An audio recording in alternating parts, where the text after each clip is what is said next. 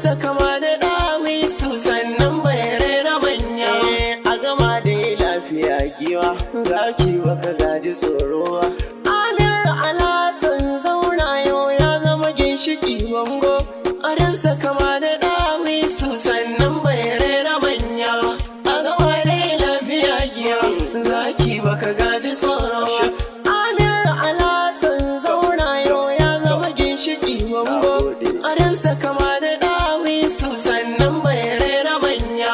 a hadin sarki buwali ya Allah kai ke raban baya kama mana ya ilahi miyo waƙar zaki maso kuwa don girman annabin ƙarshe na farko mai cikar girma a hali da sahabu zan sanya su ne suka kunsi na hidima ya Allah sani ni har da Amir Allah samfarin duwa a gama dai lafiya giya zaki baka gaji tsoro ba. Amir Alhassan zauna yau ya zama ginshiki bango adansa kama da ɗawisu sannan bai raina manya harka da kunya she sai manya to mu faɗa muna maimai takawa lafiya daidai dattijo kana halin girma ga kuɗi da gida yana hidima ga mota ta alfarma sitira kan ba a yin magana tamkar sarkin sarakai ma. Amir Alhassan ɗan maiwa mun buga tamburan girma mai kyauta sanni shafawa rugugi sa 'yan maza kirma waya ja maka walla gairi ne domin baka gaji tsoro ba. Ashe zakin yana nan ƙwarai ashe zaki yana nan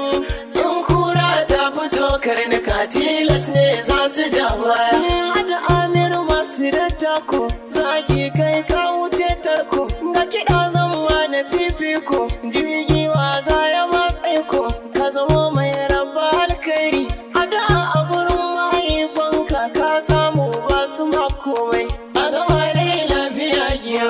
zaki baka gaji tsoro ba. Amir Alhassan zauna yau ya zama ginshiki bango adansa kama da ɗawisu sannan bai raina manya ko ina ka je da sunanka tilas zan doka takenka ka kai a kira ka in garma makiyanka ashe suna baya karka dai ne halin kirki kyauta an shaida halinka ba yaro ba so kowa jirgi lodi na fasinja ga matasa ka zama hujja kai da sarki kun kayo maja. Amir Alhassan zauna na gaishe kafarin duwa a gama dai lafiya giya zaki baka gaji tsoro ba.